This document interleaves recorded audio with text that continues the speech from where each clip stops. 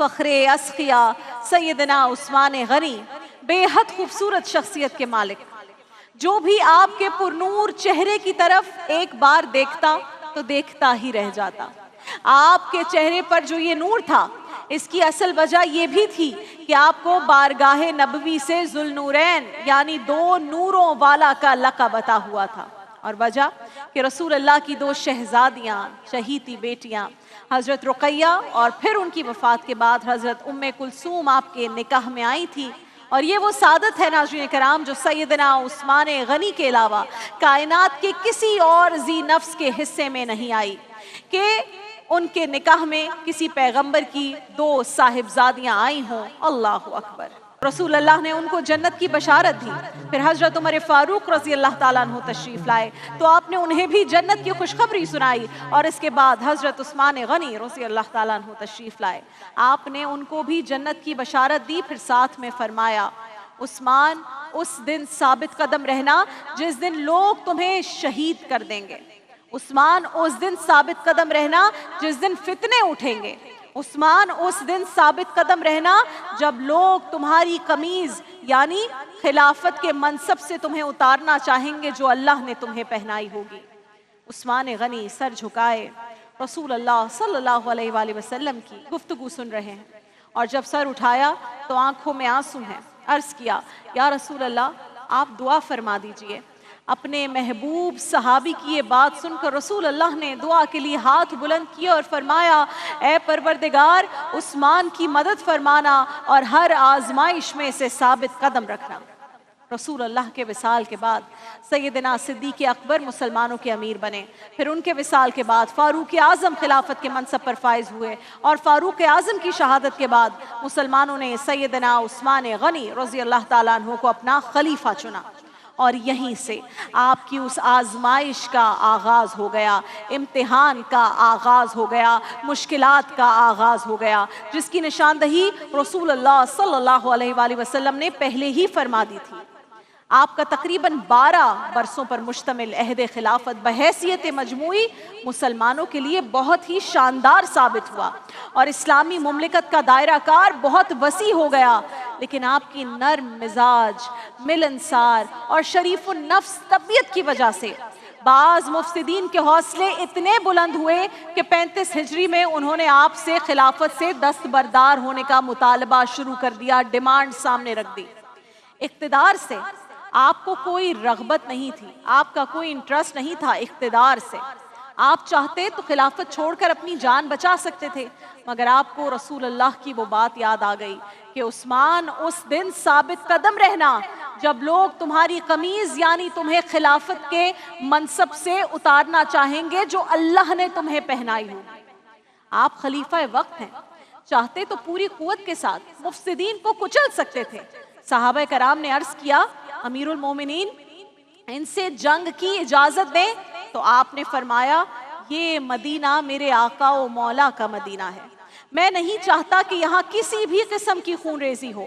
پھر فرمایا کہ اگر تم میں سے کسی ایک شخص کا بھی یہ ارادہ ہے تو میں اسے اللہ کا واسطہ دیتا ہوں کہ وہ میرے لیے اپنا خون نہ بہائے۔ اللہ اکبر۔ آپ کی اس نرم طبیعت سے مفسدین کے حوصلے اتنے بڑھے کہ انہوں نے آپ کو شہید کرنے کا ارادہ کر لیا، پلان بنا لیا، اور اس مقصد کے لیے انہوں نے ایک ایسے وقت کا انتخاب کیا ناظرین کرام جب صحابہ کرام کی بہت بڑی تعداد ادائیگی حج کے لیے مکہ مکرمہ روانہ ہو چکی تھی، مدینہ سے وہ مکہ چلے گئے تھے۔ ذیقعد سن 35 ہجری کے آخری ایام مفسدین نے آپ کے گھر کا محاصرہ کر لیا ہے، لوگوں کو اشیاء خورنوش بھی گھر کے اندر لے جانے سے روک دیا گیا ہے، اور اسی عالم میں 17 ذی الحج کی وہ رات آتی ہے جو آپ کی زندگی کی آخری رات تھی۔ سیدنا عثمان غنی نے پوری رات قرآن کی تلاوت کرتے ہوئے گزاری، تھوڑی دیر کے لیے آنکھ لگی تو سبحان اللہ رسول اللہ خواب میں تشریف لاتے ہیں، آپ کی آنکھ کھلی تو وہ سحری کا وقت تھا، آپ نے اپنی زوجہ حضرت نائلہ رضی اللہ تعالیٰ عنہا سے فرمایا کہ نائلہ آج میں روزہ رکھوں گا، کیونکہ ابھی رسول اللہ میرے خواب میں تشریف لائے تھے، فرما رہے تھے عثمان آج تیری اور میری ملاقات ہوگی، آج تیری اور میری ملاقات کا دن ہے، آج روزہ رکھ لو تاکہ ملاقات روزے کی حالت میں۔ सैयदना उस्मान गनी ने रोज़ा रख लिया। रसूल अल्लाह के चचाजाद भाई हज़रत अब्दुल्ला बिन अब्बास रज़ी अल्लाह ताला अन्हु फरमाते हैं कि जब मुफ़सिदीन ने सैयदना उस्मान गनी रज़ी अल्लाह ताला अन्हु को शहीद करने के लिए उनके घर का मुहासिरा किया तो मैं उनसे मिलने गया। वो शहादत से पहले उनकी ज़िंदगी का आखिरी दिन था, आखिरी मोमेंट्स थे। अब्दुल्ला बिन अब्बास कहते हैं कि जब मैं उनसे मिलने पहुंचा तो मैंने उस्मान गनी की आंखों में आंसू, लबों पे मुस्कुराहट देखी। मैंने वजह पूछी तो फरमाया आज मेरे लिए खुशी का दिन है, आज मेरी शहादत होने वाली है। मैंने कहा क्या हुआ है ऐसा कि आप इस तरह कह रहे हैं? तो कहने लगे कि रात को ख्वाब में रसूल अल्लाह ने रोज़ा रखने को कहा था, मैंने रोज़ा रख लिया है। अभी दिन में रोज़े की हालत में कुछ गशी तारी हो गई तो ख्वाब में फिर आकाए दो जहां तशरीफ लाए, ख्वाब में फिर आकाए दो जहां तशरीफ लाए। मैंने देखा कि हुजूर की महफिल में हज़रत अबू बकर सिद्दीक भी बैठे हैं, हज़रत उमर भी बैठे हैं और आका ने दो जहां में मेरी तरफ बड़े प्यार और बड़ी शफकत से देखकर फरमा रहे हैं, उस्मान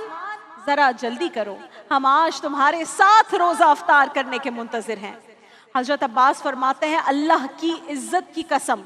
मगरिब से पहले पहले उस्मान शहीद हो गए।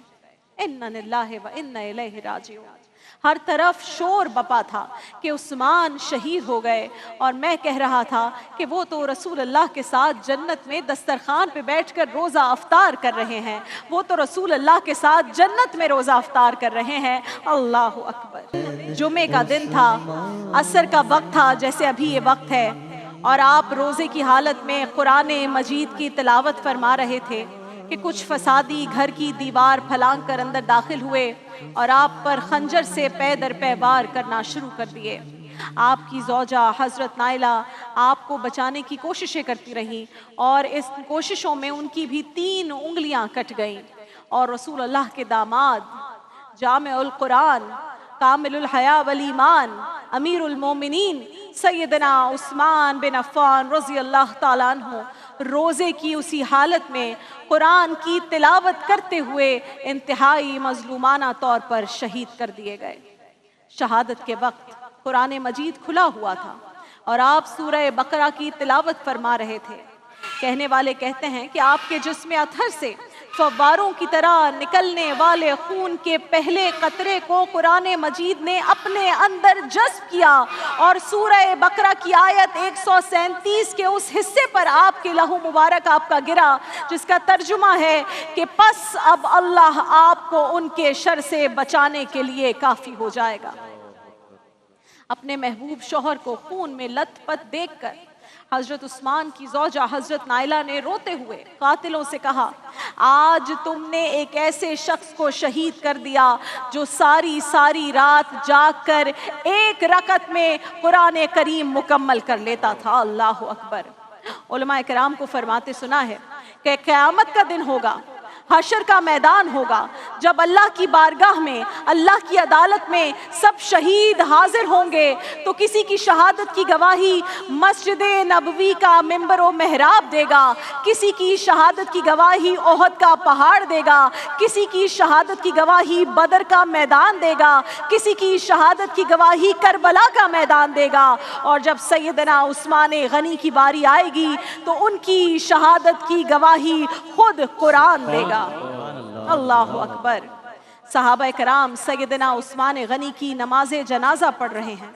तो वो मंजर उनकी आंखों में घूम रहा था कि ग़ज़वा तबूक के मौके पर सैयदना उस्मान गनी ने जब नबी करीम की झोली में 300 दीनार लाकर डाले तो रसूल अल्लाह उन दीनारों को उठा उठा कर फरमा रहे थे कि उस्मान पर जन्नत वाजिब हो गई, उस्मान पर जन्नत वाजिब हो गई। आज के बाद उस्मान का कोई अमल उसे नुकसान नहीं पहुंचाएगा। अल्लाह अकबर।